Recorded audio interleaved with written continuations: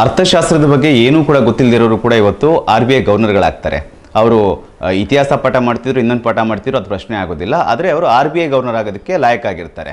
ಆದರೆ ಮನಮೋಹನ್ ಸಿಂಗ್ ಅವರು ಕೇಂಬ್ರಿಡ್ಜು, ಆಕ್ಸ್ಫರ್ಡ್ ಯೂನಿವರ್ಸಿಟಿಗಳಂಥ ದೊಡ್ಡ ದೊಡ್ಡ ವಿಶ್ವವಿದ್ಯಾಲಯಗಳಲ್ಲಿ ಪದವಿ ತಗೊಂಡವರು ಮತ್ತು ಆ ಕಾಲೇಜ್ಗಳಲ್ಲಿ ಪಾಠನೂ ಕೂಡ ಮಾಡಿದವರು. ಇವತ್ತು ಕೂಡ ಜಗತ್ತಿನ ಎಷ್ಟೋ ವಿಶ್ವವಿದ್ಯಾಲಯಗಳಲ್ಲಿ ಅವರಿಗೆ ಒಂದು ಪರ್ಮನೆಂಟ್ ಚೇರ್ ಅಂತ ಇದೆ. ಅಂಥವರು ಈ ದೇಶದ ಬಡಜನರ ಬಗ್ಗೆನೂ ಕೂಡ ಎಷ್ಟು ಕಾಳಜಿ ಇತ್ತು ಅನ್ನೋದಕ್ಕೆ 3 ಉದಾಹರಣೆಗಳು ಕೂಡ ಹೇಳ್ಬೋದು. ಮೊದಲನೇದು, ನಾವೆಲ್ಲ ಸ್ನೇಹಿತರು ಮಾತಾಡ್ಬೇಕಾದ್ರೆ ಹೇಳ್ತೀವಿ 2005ರಲ್ಲಿ ನಮ್ಗೆ ನಿಜವಾದ ಸ್ವಾತಂತ್ರ್ಯ ಸಿಕ್ಕಿದ್ದು 1947ರಲ್ಲಿ ಅಲ್ಲ ಅಂತ ಹೇಳ್ತೀವಿ. ಯಾಕೆ ಅಂದರೆ 2005ವರೆಗೂ ಕೂಡ ನಾವು ಈ ದೇಶದ ಯಾವುದೇ ಅಧಿಕಾರಿಯನ್ನು, ಯಾವ ಕ್ಲರ್ಕ್ ಆಗಲಿ, ಒಬ್ಬ P1 ಆಗಲಿ, IAS ಆಫೀಸರ್ ಆಗಲಿ, ನನ್ನ ಕೆಲಸ ಆಯ್ತೇನಪ್ಪ, ನಾನು ಕೊಟ್ಟಿದ್ದು ಮನವಿ ಏನಾಯ್ತಪ್ಪ ಅಂತ ಕೇಳೋವಂಥ ಅಧಿಕಾರ ನಮ್ಗೆ ಇರಲೇ ಇಲ್ಲ. ಅದು ಸಿಕ್ಕಿದ್ದು ನಮಗೆ ಮಾಹಿತಿ ಹಕ್ಕು ಕಾಯ್ದೆ 2005 ಆದಮೇಲೆ ಸಿಕ್ಕಿದ್ದಂಥದ್ದು. ನಾವೇ ನಮ್ಮ ಕೆಲಸವನ್ನು ಆಗಿದೆ ಇಲ್ವ ಅಂತ ತಿಳ್ಕೊಂಡು ಆಗದೇ ಇದ್ದರೆ ಯಾಕಾಗಿಲ್ಲ ಅಂತ, ಅಥವಾ ಅದರ ಮುಂದಿನ ಹಂತಕ್ಕೆ ಹೋಗಬೇಕು ಅಂತಂದರೆ ನಮ್ಗೆ ಸಿಕ್ಕಂಥ ಸ್ವತಂತ್ರ 2005ರಲ್ಲೇ ಸಿಕ್ಕಿದಂಥದ್ದು.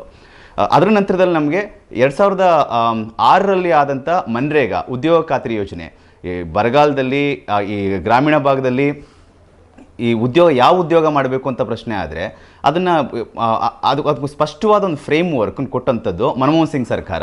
100 ದಿನಗಳ ಉದ್ಯೋಗ ಮತ್ತು ಅದಕ್ಕೆ ದಿನಗೂಲಿ ಇಂತಿಷ್ಟೇ ಕೊಡಬೇಕು ಮಿನಿಮಮ್ ಅಂತೇಳಿ ಕಾಯ್ದೆ ಮಾಡಿದಂಥದ್ದು ಮನಮೋಹನ್ ಸಿಂಗ್ ಸರ್ಕಾರ.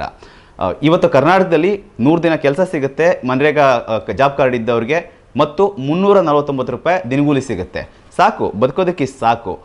ಒಂದು ಕನಿಷ್ಠವಾದ ಉದ್ಯೋಗ ಸಿಕ್ಕೇ ಸಿಗುತ್ತೆ ಈ ದೇಶದಲ್ಲಿ ಮೈಮೂರ್ತು ಕೆಲಸ ಮಾಡಿದ್ರೆ ಅನ್ನೋದಕ್ಕೆ ಮನ್ರೇಗಾ ಯೋಜನೆ ಭಾಳ ದೊಡ್ಡ ಉದಾಹರಣೆ. ಅದು ಮನಮೋಹನ್ ಸಿಂಗ್ ಸರ್ಕಾರದ ಭಾಳ ದೊಡ್ಡ ಕೊಡುಗೆ.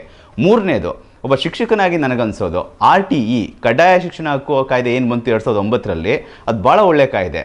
ನಮ್ಮ ಆರ್ಟಿಕಲ್ 21 ಬದುಕುವ ಮತ್ತು ಸ್ವಾತಂತ್ರ್ಯದ ಹಕ್ಕು ಅಂತ ನಾವೇನು ಹೇಳ್ತೀವಿ, ಆರ್ಟಿಕಲ್ 21, ಅದರ ಮುಂದುವರೆದ ಭಾಗವಾಗಿ ಶಿಕ್ಷಣವೂ ಕೂಡ ಮೂಲಭೂತ ಹಕ್ಕು ಅಂತ ವ್ಯಾಖ್ಯಾನಿಸಿದ್ದು ಮನಮೋಹನ್ ಸಿಂಗ್ ಸರ್ಕಾರ.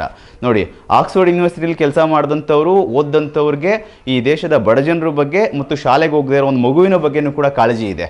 ಇದು ಮನಮೋಹನ್ ಸಿಂಗ್ ಅವ್ರಿಗೆ ಇದ್ದಂಥ ಭಾಳ ವಿಶಾಲವಾದ ದೃಷ್ಟಿಕೋನ. ಇದ್ರ ಜೊತೆಗೆ ಅವ್ರು ಯಾವ ಪ್ರಶ್ನೆ ಕೇಳಿದ್ರು ಏನು ಬೇಜಾರು ಮಾಡ್ಕೋತಿರಲಿಲ್ಲ. ಅವ್ರಿಗೆ ಗೊತ್ತಿರೋವಂಥ ಲ್ಯಾಂಗ್ವೇಜಲ್ಲಿ, ಅವ್ರಿಗೆ ಗೊತ್ತಿರೋವಂಥ ಪದಗಳ ಸಂಪತ್ತಲ್ಲೇ ಅವ್ರು ಹೇಳ್ತಿದ್ರು ಎಂಥ ಪ್ರಶ್ನೆ ಆದರೂ ಕೂಡ. ಪ್ರಧಾನಮಂತ್ರಿ ಆದಾಗ ಅವರು 117 ಪ್ರೆಸ್ ಕಾನ್ಫರೆನ್ಸ್ ಮಾಡಿದ್ದಾರೆ ಅಂತೇಳಿ ಇವತ್ತು ಪೇಪರ್ನಲ್ಲಿ ಓದಿದೆ.